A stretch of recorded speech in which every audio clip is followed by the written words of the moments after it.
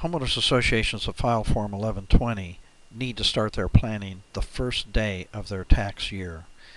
It's not simply something you do a month after year end and say, wow, we're going to file Form 1120.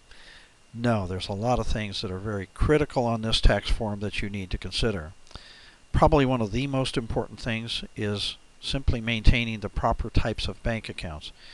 Almost everybody already has operating accounts and reserve accounts, but what you don't realize is that the IRS looks at reserves completely differently than we in the industry do.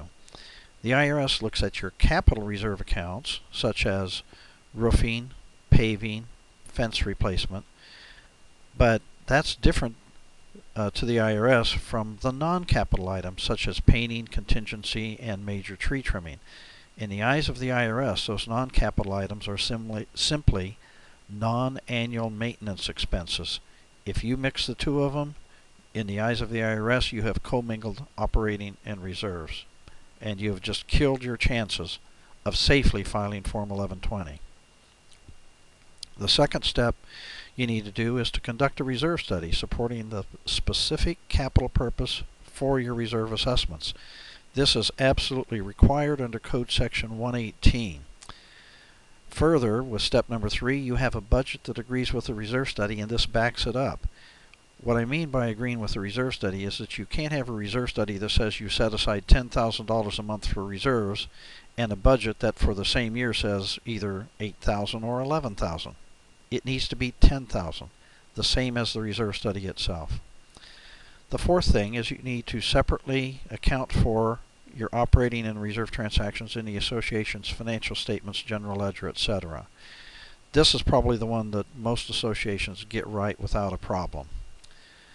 The fifth item is you must have the members annually approve the association's election under Revenue Ruling 7604. If you are filing Form 1120, you must make an election under Revenue Ruling 7604 for every year. It protects you from mistakes and gives you much more flexibility. The Board of Directors should also ratify the membership action on this item. The sixth step, you need to keep operating and reserve funds segregated. Do not commingle the accounts. Do not have inter-fund borrowings. The minute you do, in the eyes of the IRS, you have potentially commingled accounts and again killed your chances of safely filing Form 1120. The seventh step, the reserve portion of dues collected can be deposited into your operating account, but in order to assure segregation, you should immediately, let's say within 2 weeks, transfer the appropriate amount to your reserve accounts so that there is not considered to be any commingling. The eighth and final step for the association is that reserve expenditures should ideally be made directly from the reserve bank accounts.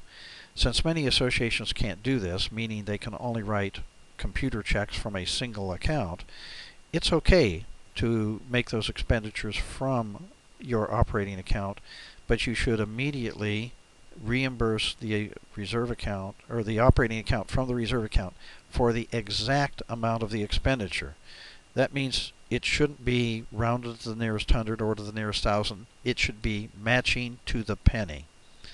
If the association does not perform all of these 8 steps properly, there is not a single thing that the tax preparer can do to overcome the deficiencies you've placed in his lap.